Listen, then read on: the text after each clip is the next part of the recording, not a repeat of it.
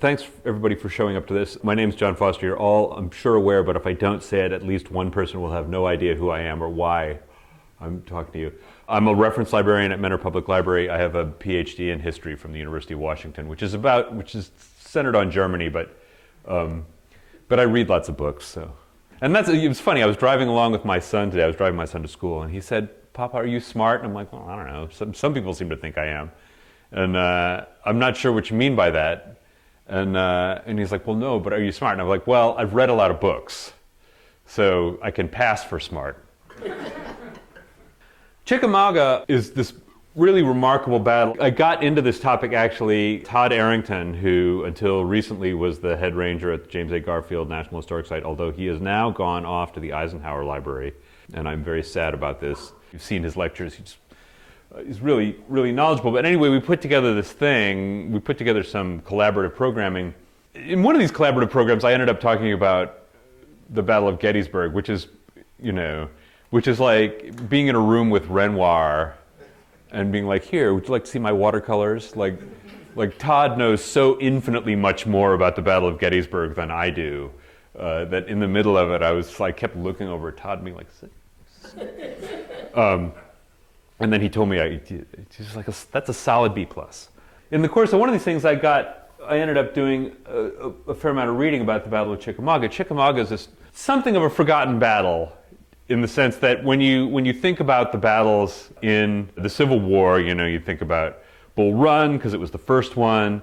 You think about Gettysburg, which is this sort of incredible 3-day extravaganza, probably the largest battle in terms of the number of men that ever happened on the North American continent, or in this hemisphere, I think quite likely. You think of the incredibly violent battles that happened in Virginia, 1864, in Chancellorsville, in the Wilderness, and Spotsylvania Courthouse.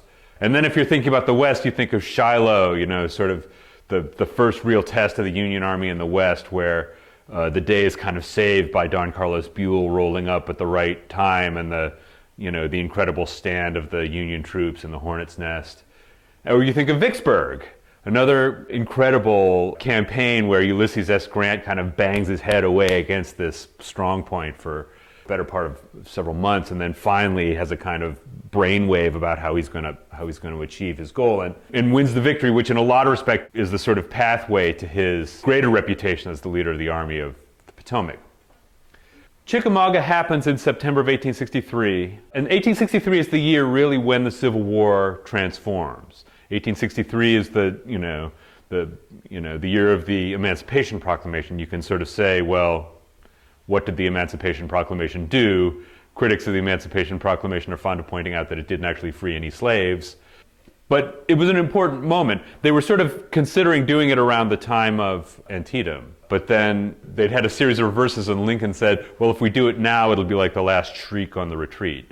So they wanted to sort of make sure that they did it at the right time. But also, 1863 is the year of Gettysburg, the final attempt by the Southern Confederacy to invade the North and change the tenor of the war. So the Confederate leadership understands they have a real problem vis-a-vis the North.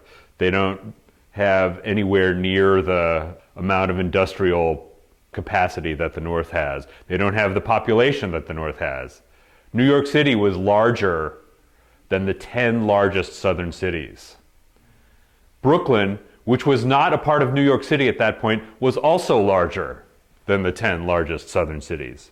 Shelby Foote points out in the Civil War documentary that the Harvard-Yale boat race happened every year during the Civil War, and none of those guys would have had to serve unless they were inclined to. I mean, you could buy a substitute.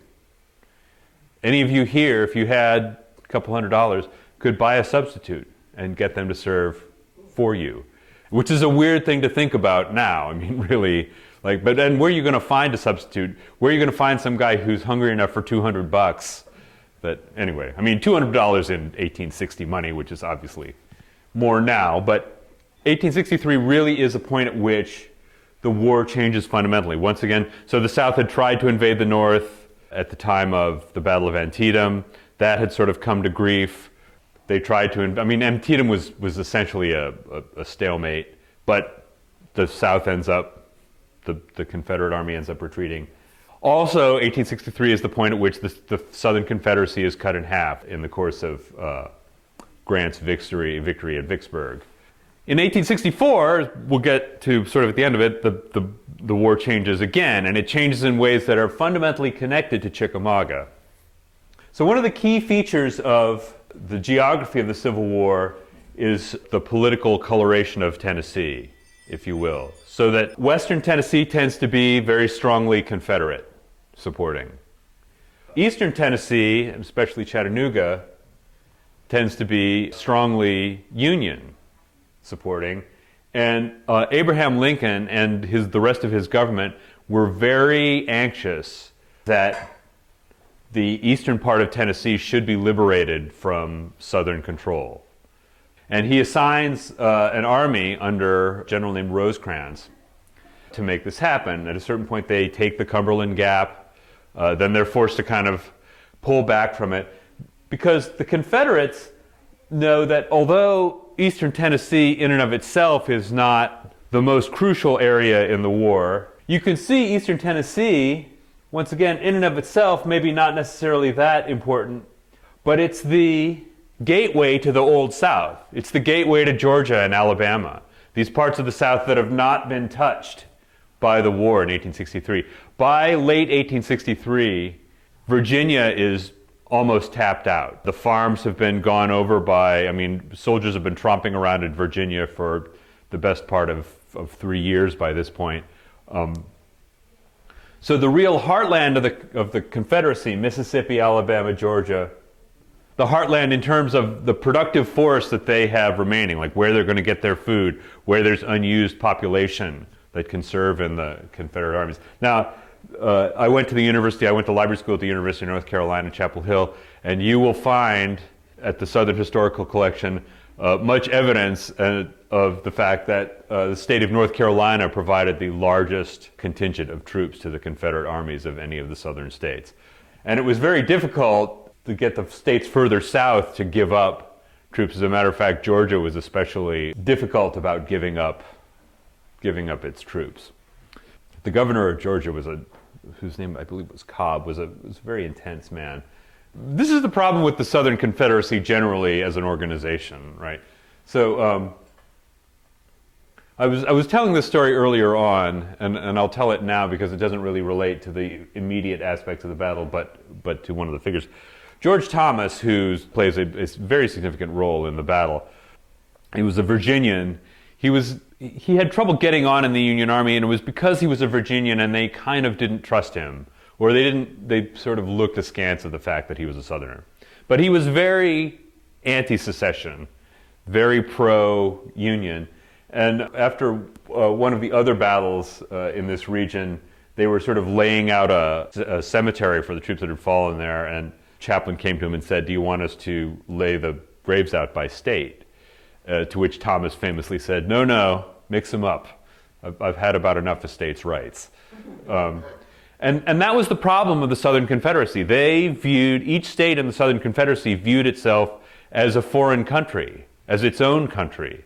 This is what Robert E. Lee, when he says, they offer him the generalship of the Union Army.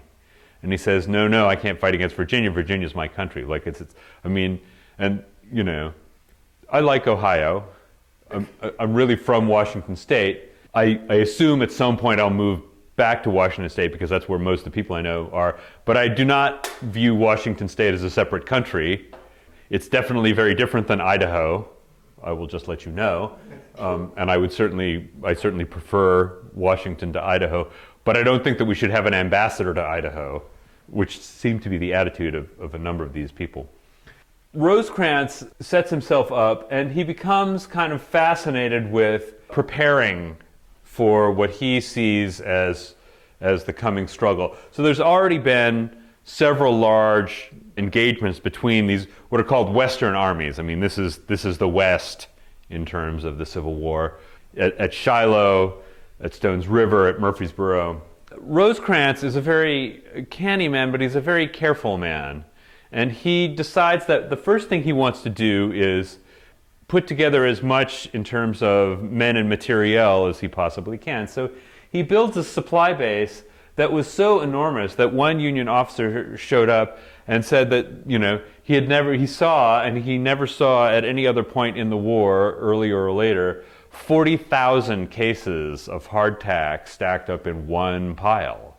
And Henry Halleck, the head of the Union Army, keeps sending him these letters saying, when are you going to go? Like, we keep sending troops to your army, and are you going to go soon? To which Rosecrans invariably replies, yes and no.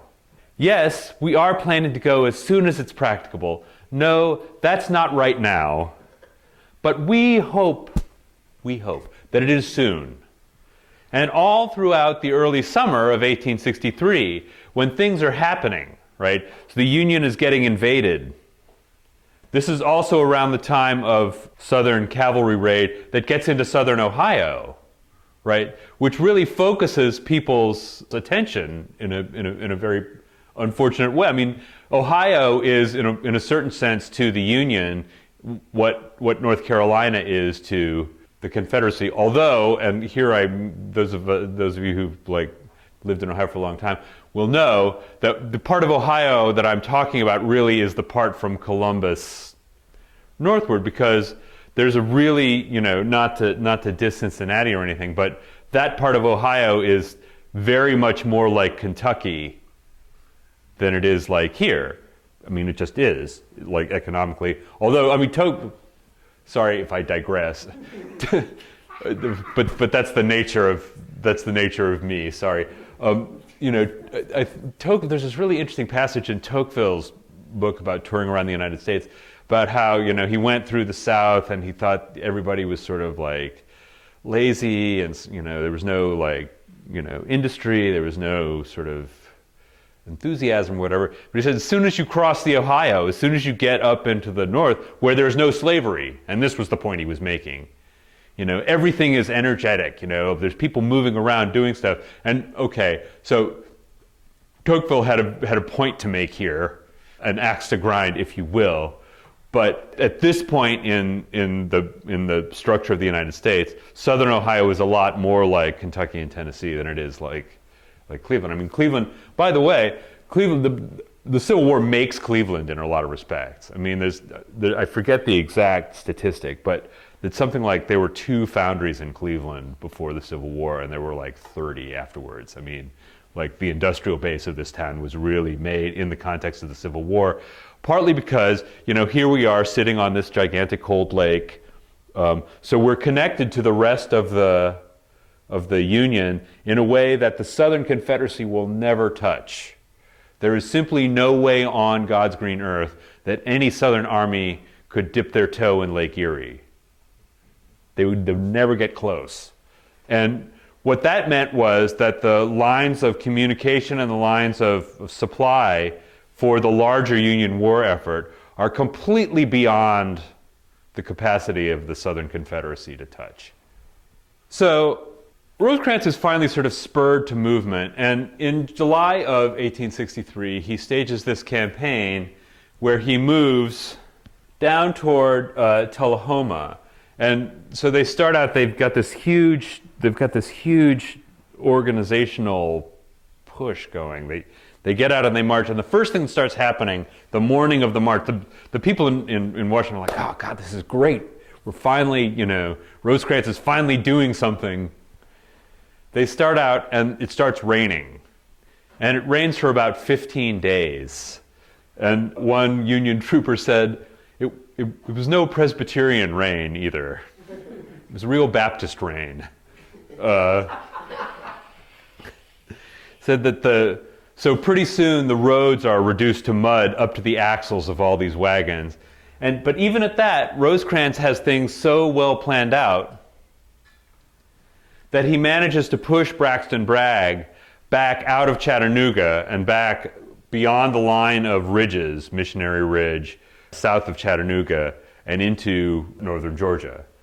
Both of the armies had kind of interesting visitors. This is R.H. Dana.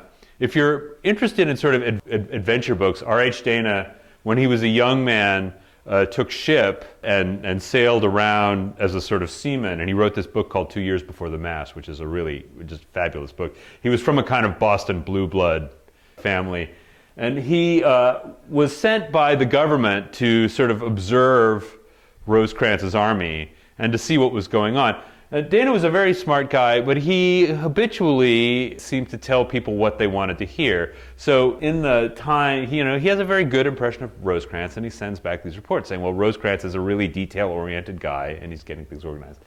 This is Arthur Fremantle. Fremantle was a member of an officer in the British Coldstream Guards, and he was sent over by the British Army to see what was up with the Confederates. Because this was it was still in this time when the British were unsure which side they were going to take in the Civil War. As a matter of fact, there's a really great letter written by Henry Adams to his brother. I think it was Henry Adams. His father was the American ambassador to Great Britain. In the wake of the victory at Vicksburg and the victory at the Battle of Gettysburg, it took a couple of weeks for the news to get over there. And after he read the news, he sent his brother a letter in which he said, I want to hug the army of Vicksburg. I want to get the army of the Potomac drunk at my own expense. I want to fight some small man and lick him. But what he also says in the letter is, all question of whether the British are going to support the Southern Confederacy is over now. So the sort of upper classes were kind of inclined to support the Confederacy. Because partly for sort of social reasons. I mean, the Confederacy had a kind of lifestyle that made sense to them. Partly for industrial reasons. They wanted the cotton. And there was a point at which the Confederates sent representatives over to the British, who also called on Louis Napoleon, the French emperor, and offered him some fantastic amount of cotton if he would come in on the side of if the French would come in on the side of the Confederacy. And he said, well, yes, I would love that large amount of cotton because the French had spinning mills too and they wanted it. But we can only really do it if the British are going to come in too. And the British, although a lot of the people in sort of governing circles were inclined to the Confederacy, working class people tended to be very pro-union because working class people in Britain tended to be anti-slavery because they thought free labor is the best way, So, and also, we don't want to be in competition with enslaved people, right? Because, they can ostensibly produce things more cheaply than we do because they have to pay us and they don't have to pay slaves. It's a little more complicated than that, but that's basically the sort of lower people down the income distribution, if you will, in Great Britain tended to be very pro-union. After the Battle of Gettysburg and after the resolution of the Siege of Vicksburg, really that sort of idea was kind of at an end. But Fremantle's sort of wandering around, and he's actually up at Gettysburg. He offers some interesting thoughts on that. And then he goes down into Tennessee. He says of Bragg that Bragg was, this is Braxton Bragg, the Southern commander. Bragg is a kind of wiry, stooped, dyspeptic man who had an absolutely raging temper, even by the standards of other Southern generals who tended to be a little emotionally brittle, let's just say. He was a very conservative general. He really did not want to give battle unless he was sure that it was going to be on his terms. The Southern government was annoyed with him in a way that was exactly parallel that the Northern government was annoyed with Rosecrans. Like they would be like, look, you have all these troops. If you don't use them, there's other places we can send them, right? So his position was, well, if I go into battle at the wrong place or at the wrong time and I take a weapon, they're going to march straight into North Georgia, and then the situation for us gets a lot worse. So here's Rosecrans. You'll notice that he has his hand stuck in his jacket. That's a sort of tip of the hat to Napoleon. Napoleon had apparently severe gastrointestinal problems and was constantly putting his hand in his jacket because his stomach hurt. This is how it was explained to me. I'm not a doctor, so I don't know, but I have had ulcers, and I do know that sticking your hand in your jacket would do absolutely nothing. On the other hand, if you don't have access to the ulcer medication, I guess you got to do what you got to do. And here's Braxton Bragg. He had sort of sunken eyes, very heavy brows. He also had a case of boils that was so bad that people would see him riding around and be like, my God, like this is terrible. Like he was so uncomfortable on horseback for most of this campaign, and it eventually sort of ruined his health. Anyway, so in June, between June and early July, Rosecrans stages this campaign where he moves south from Murfreesboro with 3 columns, one under Granger, one under Crittenden, and one under Thomas, and mostly manages to get down to the southern part of eastern Tennessee bloodlessly. I think they only had a few hundred casualties the entire time. And he wrote to the War Department, he's like, look, this is great. I've advanced into southeastern Tennessee exactly like you want me to. To which Halleck said, yeah, that was great. What it illustrates is that you could have done it 3 months ago. But you did not do it then, and we're super happy that you did it now, but you need to keep the momentum going, right? You need to keep moving on. In the course of this, the Southern armies are Leonidas Polk's army, or corps, is at Shelbyville. Hardee starts off at War Trace and then gets pushed further. Nathan Bedford Forrest is here. Nathan Bedford Forrest, by the way, at this point sort of asks, Nathan Bedford Forrest, the great cavalry raider of the Southern Confederacy, asks Bragg's permission to go on a raid into the North in the way that Jeb Stuart had done. And Bragg says no, right? Because he needs Forrest there to mark his flanks and to tell him where the opponents are, right? Like this is really a lot of what cavalry troopers do. Forrest is like, okay, yeah, fine. And then he goes anyway. And he doesn't tell Bragg before he goes. So then Bragg is like, okay, send Forrest to whatever, and discovers that way that Forrest has decided that, he has better business to do up in southern Ohio. And he eventually gets sort of brought to bay up there and sent, and the Union government decides that this is not a legitimate military operation. So they send him and all the 300 guys they arrested with him up to the state prison in Columbus. And they, in addition, force them to wear prison clothes. And in addition, force them to get their head shaved and their beards and mustaches shaved off. And Forrest's brother, sends this, the governor then said, oh my God, sorry, that was excessive. Like that was a sort of administrative mistake. And one of Forrest's brothers, he had about 5 brothers on this thing, one of whom was killed, I think. But Forrest's brother sends this letter back to the governor saying, history will regard this as one of the greatest, ignominies ever visited in the history of warfare. Like, really? You got a haircut. Probably not the best haircut you ever got, but there are better haircuts to be had in Ohio. Anyway, but Bragg is sent to Tullahoma, and he's in this absolute mud pit. As a matter of fact, there's a really funny letter from a Southern trooper who wrote home to say that Tullahoma, the name Tullahoma, he said, comes from 2 Greek words, Tulla meaning mud, and Homa meaning more mud. I really recommend, by the way, reading the letters and diaries of Civil War soldiers because they're so much like us. Right? Just imagine yourself. There's at one point one of the Union troops who was in Rosecrans's march south, I think he was with Thomas, says, it rained so much that we just stopped caring, right? Because the fact of the matter is we were soaked to the skin the entire time. But you also, those of you, especially those of you who've been in the military, realize at a certain point that you can take it, right? Human beings can get used to an awful lot of things. And that's the sort of experience that a lot of these guys have. They end up getting in these situations that if they thought about them in the abstract beforehand, they're like, no way could I, sleep rough in the rain. But yep, you can do it. If that's what you need to do, you find a way. There's this level of courage and humanity to them, which is really, it's very much like us. That is to say, you read a letter from a Southern soldier or a Northern trooper, and you think to yourself, this guy could be my neighbor. Like his way of expressing himself is far more similar than, say, a soldier fighting in the Revolution. Soldiers fighting in the Revolution, In the 18th century, people just expressed themselves in a way that was a lot different than we do now.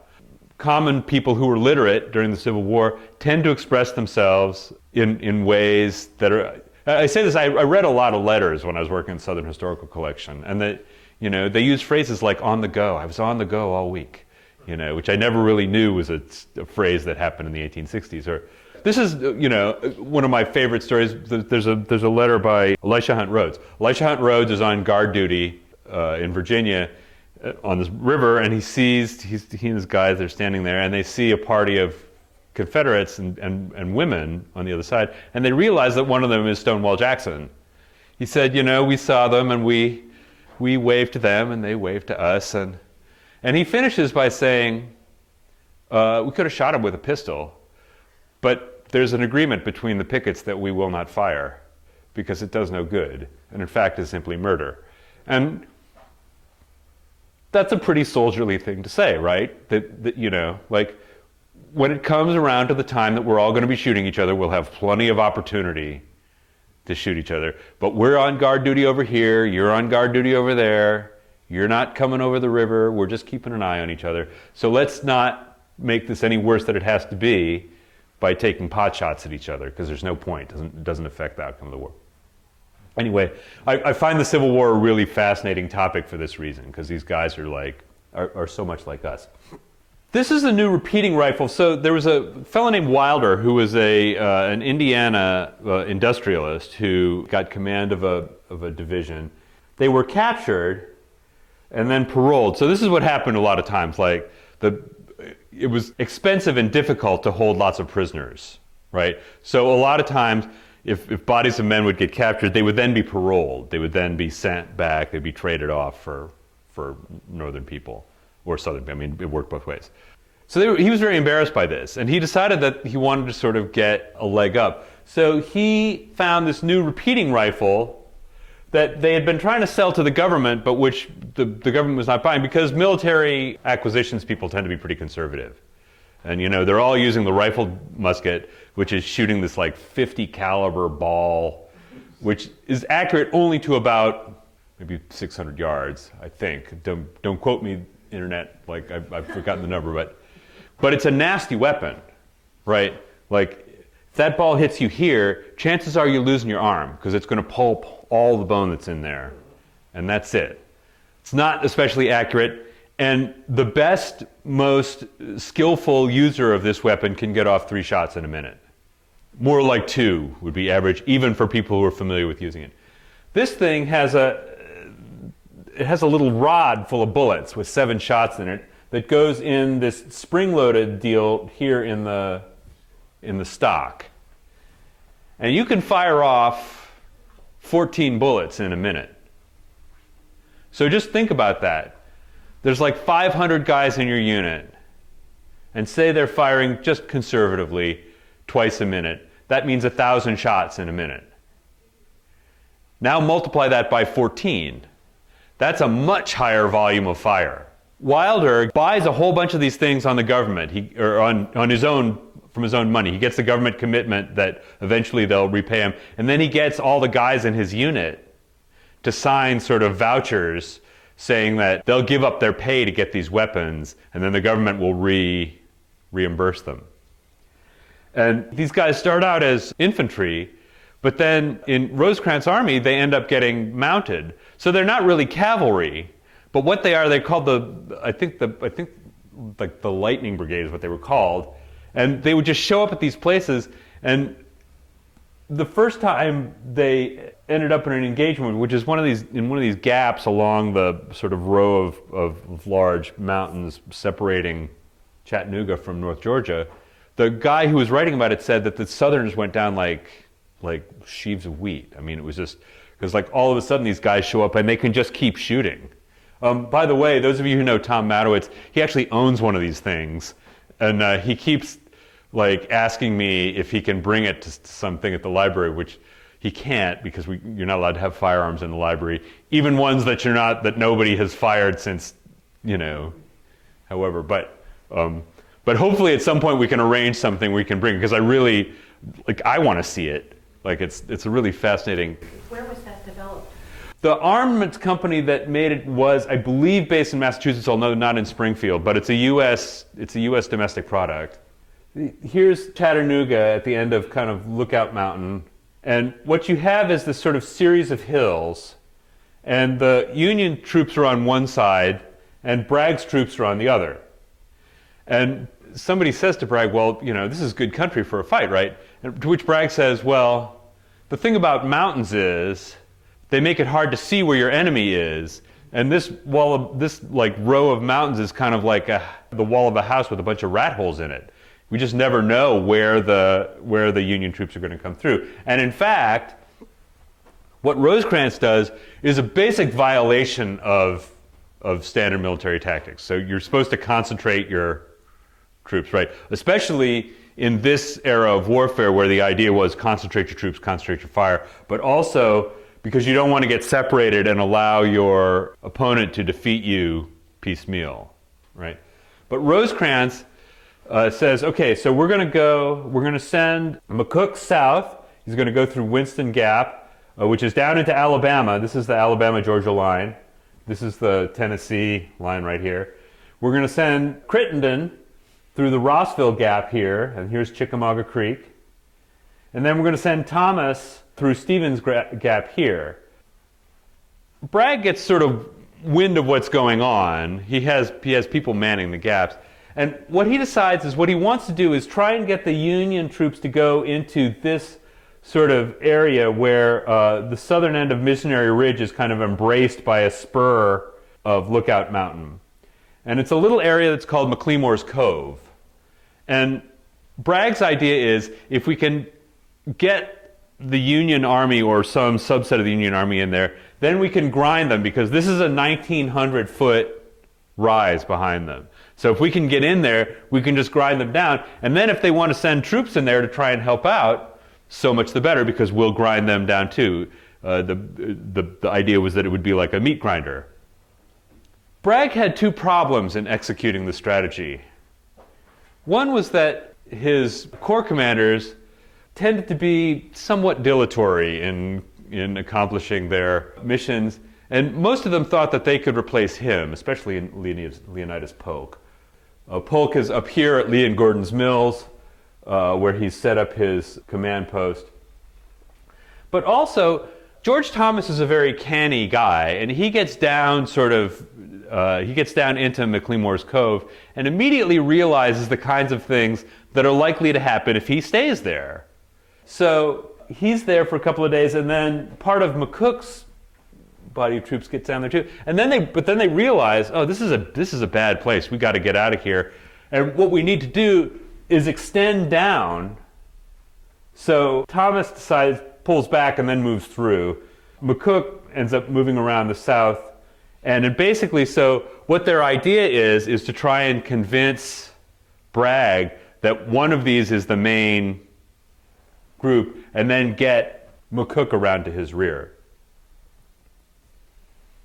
Chickamauga, by the way, people like to say Chickamauga, it's an Indian word, it means the river of death.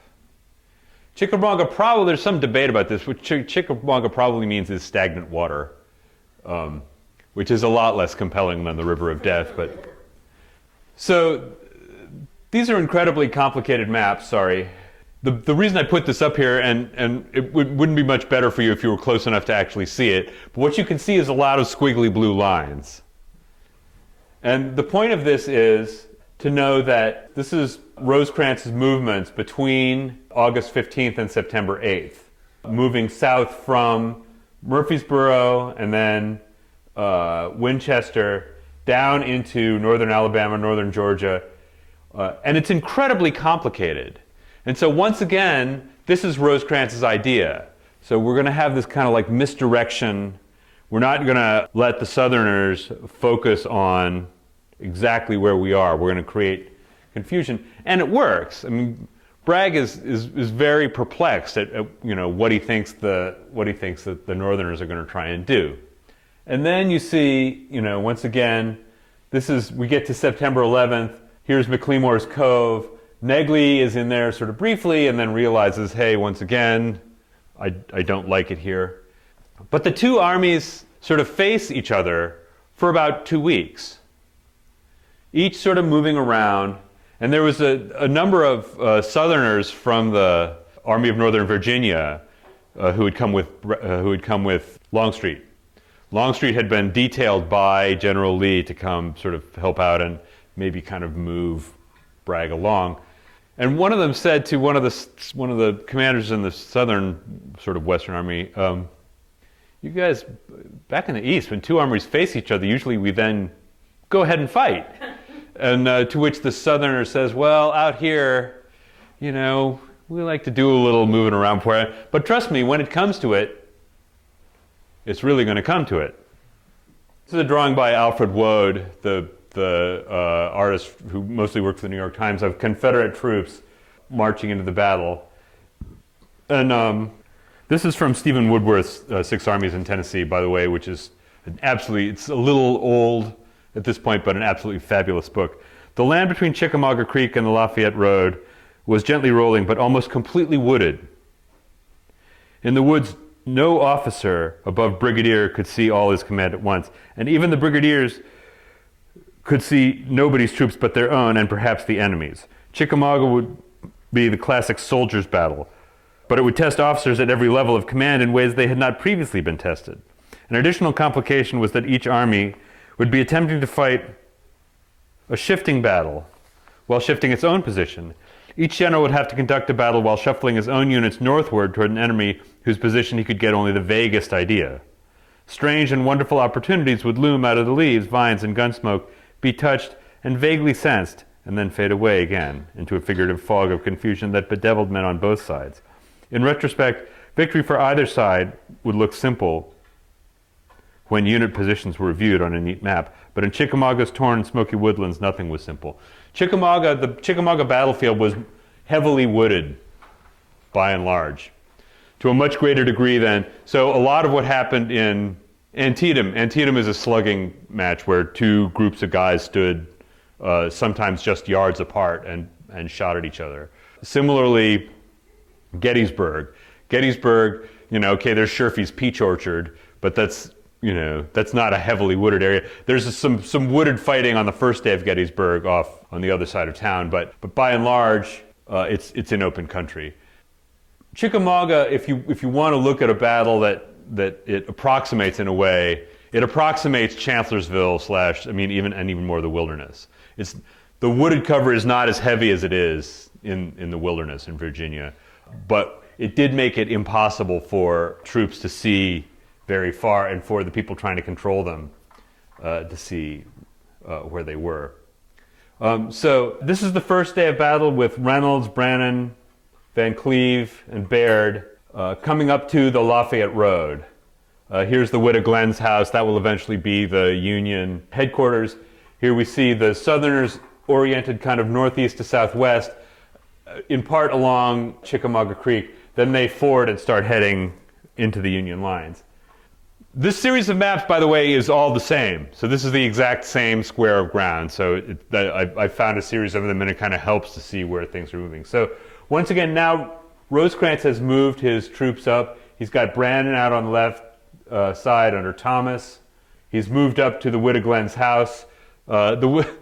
Because they couldn't tell where anything was, Rosecrans has this sort of funny interaction with the Widow Glenn where they would hear some gunfire, and he would say, "Well, where's that coming from?" And she's like, "Well, I believe that's coming from the Kennedy farm off yonder," which was an indication of how little anybody knew about where things were going. The pattern of the first day of Chickamauga, and this is early afternoon on September 19th, is repeated attacks basically up the middle, an attempt to push the Federals off the Lafayette Road, and then the attacks sort of progress further north as the day goes on. What you get here is the formation of a first sort of Union salient on the far left of the Union line, and once again the Southerners keep probing into the Union line. And then right at dark there is a significant Southern attack. The Northern troops have been sort of pushed back. After the first day there's a sort of a meeting. It's the one that I was sort of talking about earlier, in which Thomas is asleep for most of the time. But then sort of in the context of, he periodically will wake up, say to Rosecrans, we need to strengthen the left wing. And then before Rosecrans can really say, well, where do you think that we should take troops from in order to strengthen the left wing, he'll sort of fall back asleep. But Rosecrans at this point, here's George Thomas, and this is General Thomas Wood. At this point, Rosecrans is pretty convinced that they can actually make a win out of this, right? They've been pushed back, but he feels like the Union troops have fought pretty well. In the morning, he goes out along the Union lines and he says to the Union troops, if you fight the way you did yesterday, then we will whip them. One Union trooper who sees him says, I didn't really like the way he looked. He seemed kind of puffy and unhealthy. But, he seemed to be pretty complimentary, and I took heart from that. But he's a little annoyed about the dispositions of his troops, and I read the following. Next he rode south in search of McCook, whose slowness was at the root of his present trouble. Finding him, he stressed the need for haste, and an early end to the grumbling confusion into which his two divisions had been thrown by a renewal of their sidling movement toward the left. Once again, they're shifting toward the northern part of the battlefield. All this time, though, only by the hardest, old Rosie, that is Rosecrans, had managed to keep his grip on his temper. But when he returned to the center and found Negley still in position with Wood nowhere in sight, he had ordered Thomas Wood to bring his troops forward. Wood nowhere in sight, he lost it entirely. Pausing only long enough to order Negley to send one of his 3 brigades to Thomas at once, even though no replacements had arrived, he galloped rearward and presently came upon Wood, who was conferring with his staff about the unexpected and still pending movements back into line.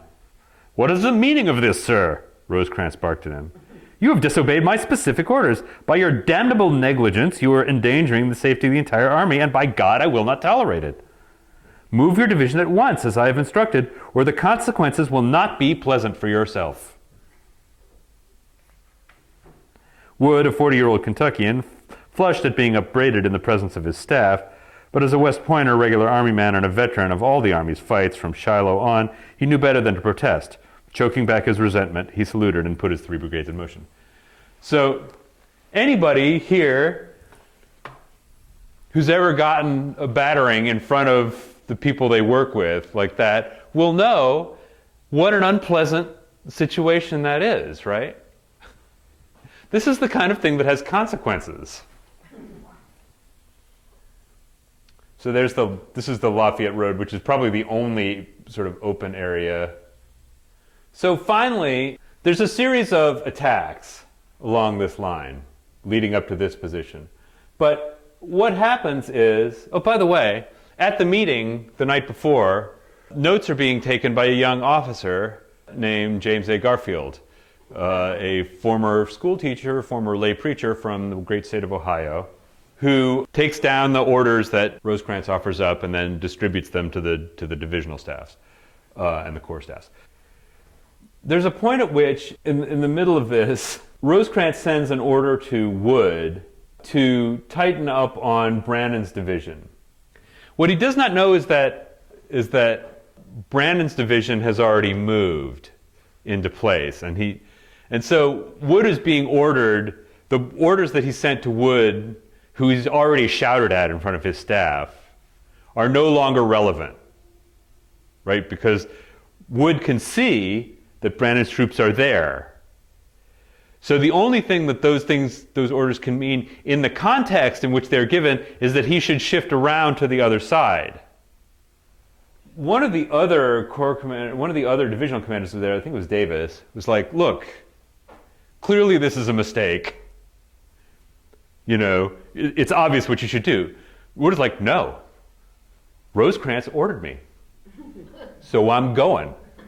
And he pulls his troops out of the line and marches them around. So instead of filling a hole that wasn't there, he created a gigantic hole, which the Southerners then, you can see where Wood's troops should have been, then streamed through. Finally, the Union troops are pushed back under Thomas onto this ridge, and here's the picture you can see.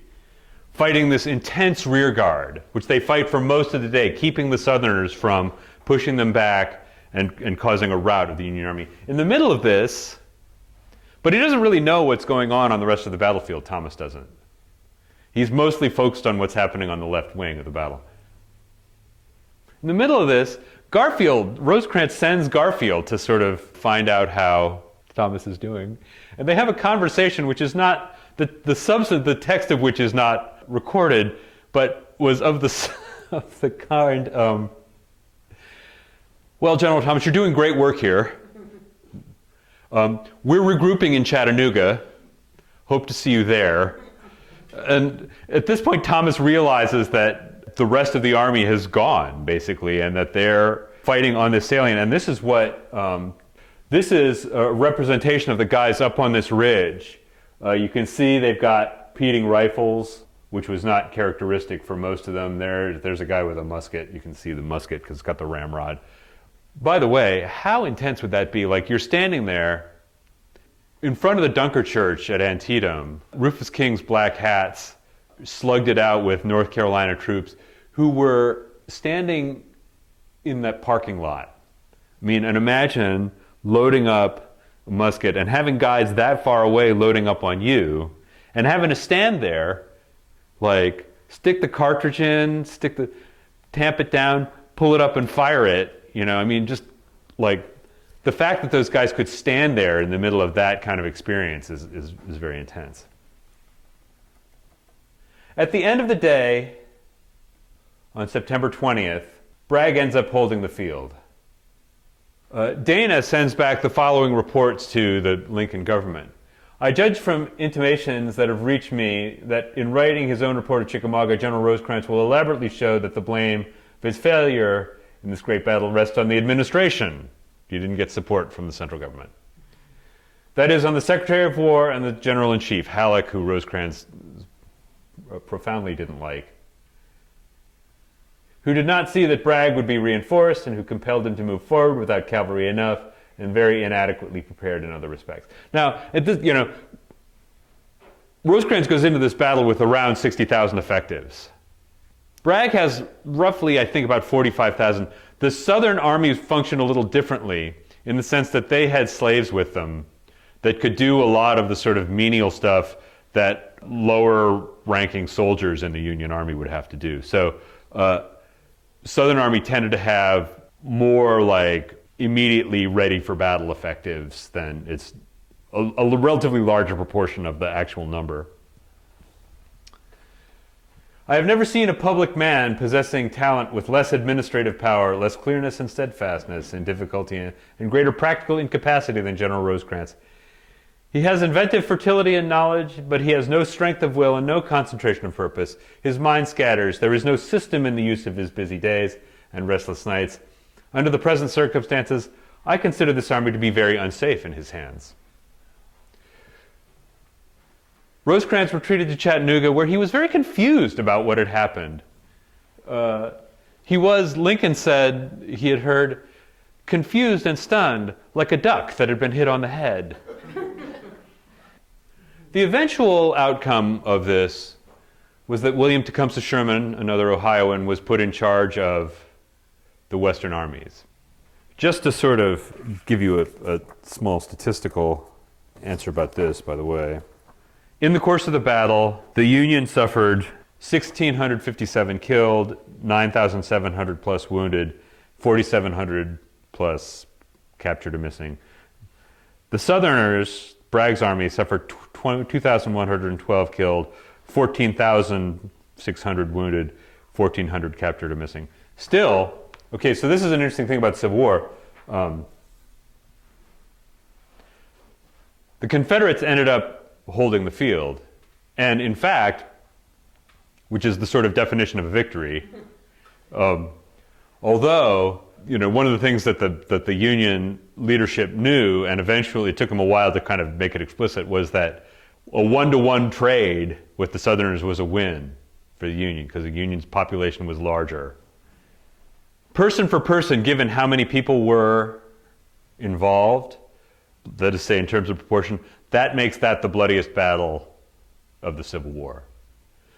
More people were killed and wounded at Gettysburg and at Antietam, I think. But more people were involved. So given the number of people that were involved, this is the most lethal proportionately. It's a horrendous struggle. The guys who wrote about it, I mean, I really recommend reading Shelby Foote's description of the battle. Six Armies in Tennessee is another great description of it. There's not quite as much about, by the way, I mean, if you go around looking for books about battles in the Civil War, there's some great ones about Gettysburg. Shelby Foote's The Stars in Their Courses, which is a kind of excerpting of his book. Stephen Sears' book on Gettysburg. Alan Guelzo's The Last Invasion. Absolutely fabulous books. There's great books on Shiloh. There's great books on Chancellorsville. There's fabulous books on Sherman's March to the Sea. There's not many, as far as I can tell, really good books about Chickamauga, unfortunately. In any case, this is when Sherman gets moved into command of the Western Army. And in 1864, the war changes again. So up until this point, this has been fought along the model of wars heretofore, right? So armies marching around, shooting at each other, backing up, rinse and repeat. Sherman has the following idea, and he's had it for a long time. If we want to defeat the South, we have to take the war to the southern heartland. And this is the origin of Sherman's march, very destructive march through Georgia and the Carolinas. I mean, people remember the burning of Atlanta, which it's unclear who set Atlanta on fire. Both sides were setting fires all over Atlanta when the Union troops got there. But then he gets to Charleston, South Carolina, and there's no doubt who set that on fire. Charleston, South Carolina is the heart of secession, the sort of birthplace of secession.